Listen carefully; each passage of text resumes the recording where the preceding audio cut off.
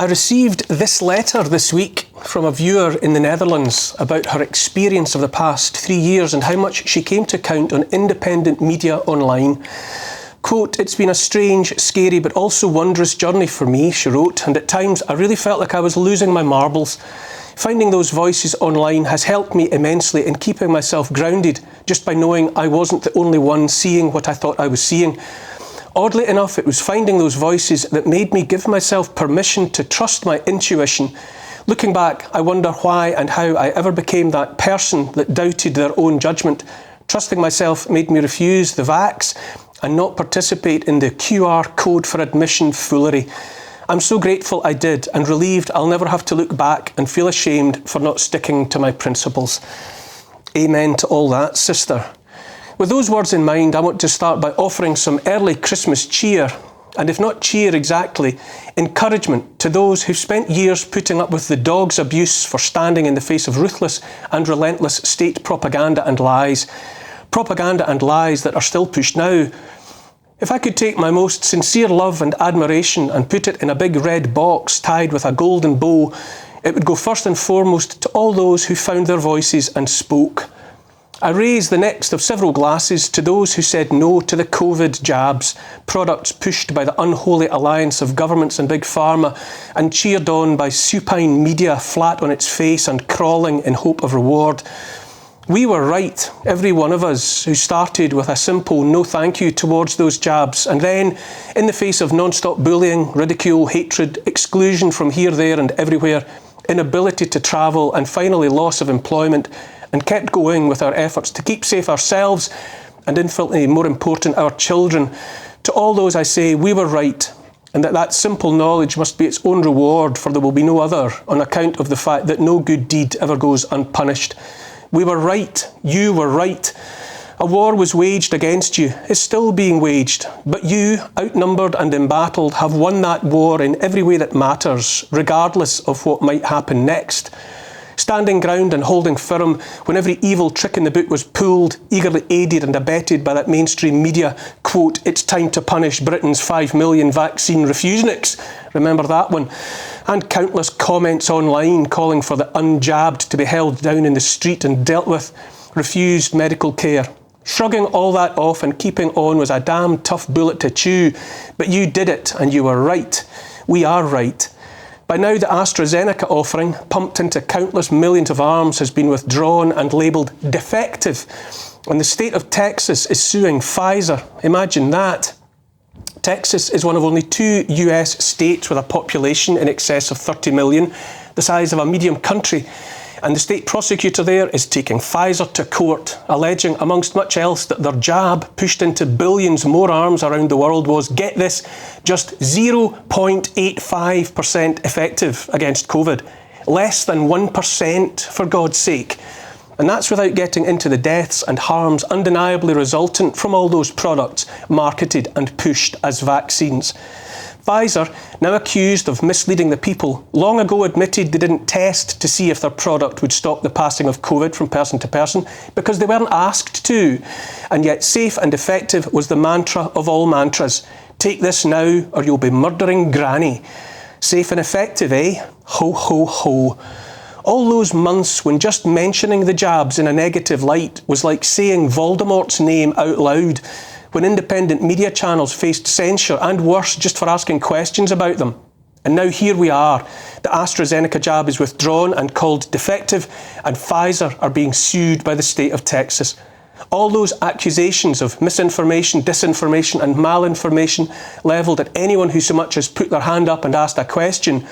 And yet even now, with Pfizer in court, CEO Albert Bourla's empty boasting of 95% effectiveness for his company's product is still out there, officially unchallenged, no apologies for false claims, and with endless testimony from the likes of Joe Biden on down, still chanting the safe and effective nonsense. We know now that when Big Pharma found itself with lakes of unsold product in the face of what they called hesitancy, Biden's White House told Big Tech to silence any questioning of the jabs, and Google and Facebook and others obliged. We know this. We can say this now without fear of contradiction. Those who stood and continue to stand in the face of all that, I raise a glass to you and with you and wish you good cheer. To those of you who called out in the face of more propaganda, the war in Ukraine, another raised glass. It was about saving democracy, we were told. It was nothing to do with NATO expansion, we were told. Putin had to be stopped in the Ukraine or he would invade the rest of Europe, we were told. There was nothing useful to know about the story of Russia and Ukraine before Russian military crossed the border on the 24th of February 2022. Open brackets, don't mention the coup d'etat engineered by the US in 2014 when a democratically elected pro-Moscow president was ousted in favour of a pro-Washington offering, followed by the better part of a decade of murderous attacks on Russian citizens of the Donbass. Close brackets. There might have been an early end to the ugliness, but our own former Prime Minister Boris Johnson was dispatched by NATO to scupper the fledgling peace deal. And so the corpses of more than 500,000 Ukrainian and Russian men, women and boys are cold now in Ukrainian clay. To all those who had questions about all that from the start, who wanted to know more about Ukraine and its tortured history, about Nazis and Baba Yar, about how much money was made by arms manufacturers that lobby ceaselessly and successfully for war without end, about blatant corruption that sees billions made while millions die. To all those who had questions about all of that and thought it better to ask them than to stay quiet while generations were harvested like grass, to all those I say, you were right.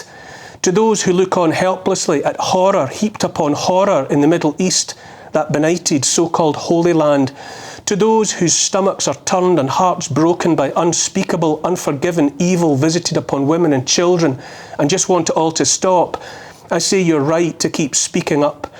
I remember the line from the Talmud, he who saves one life saves the world entire. To those who watch slaughter far away, slaughter that only brings the threat of slaughter closer to our undefended borders, to troubled communities shaken and stirred here at home, I say, keep asking why it must always be this way. I say that now, right now, asking questions is more important than ever, because always underlying all the most obvious malevolent and manipulative manoeuvrings, the horror shows that boil the blood, simmers another narrative of a quite different sort. It's the Rome to which all twisted roads lead, and which more than any other will be our undoing if we don't see it for what it is, the so-called climate crisis. And while we're deliberately distracted by all the rest, by pandemic, by missold medical products, by politicians' lies, by war, by atrocity, we are bled of all our freedoms and rights, and it's those wounds that will hurt us most of all. To all those who use their voices to question the suicide note that is net zero and do so in the face of ridicule and condemnation, we know that we, the human species, are the carbon to be reduced. I salute you too. Last week, the front pages of the relic media were lit up by the revelation that in November, during a video call with a former UN Special Envoy for Climate Change, Sultan Al Jaber of the United Arab Emirates, President of COP28 and Chief Executive of UAE state oil company ADNOC, said there was no science indicating a phase-out of fossil fuels is needed to restrict global heating to 1.5 degrees centigrade, and that to take away oil and gas would take the world back into caves. The Sultan's remarks sparked outrage from the usual suspects, but his choice of words was important. Back into caves. Out of the mouths of babes and sultans, it turns out, comes truth. Those dismissive of any crisis suspect the intention of the suicide note of net zero is precisely, as Al Jaber says, to so impoverish the developed industrialised West that a new dark age ensues, global neo-feudalism that will see a tiny group of unimaginably wealthy people reign over the billions as we scrabble for scraps. Look around now as the nights draw in, as they always do at this time of year in the north, and the sun is absent and the wind doesn't blow, and know that turbines and solar panels ain't going to cut it for the peoples of the northern hemisphere. Know too that claims of climate crisis are the stick with which we are beaten into submission to digital IDs and programmable tokens in place of the freedom to save or spend our earnings as we see fit without the surveillance and permission of the state. To all those who know this, who've been speaking out about this for years, I say your voices are more powerful than perhaps you know. Here's the thing, as the author of the letter I quoted at the top makes clear, even in the darkest of times, we should know we are on a wondrous journey, and the truth is that more and more fellow travellers are joining every day. the more you speak, the easier it becomes to say more. I say, no, you are right. Don't doubt that you are right.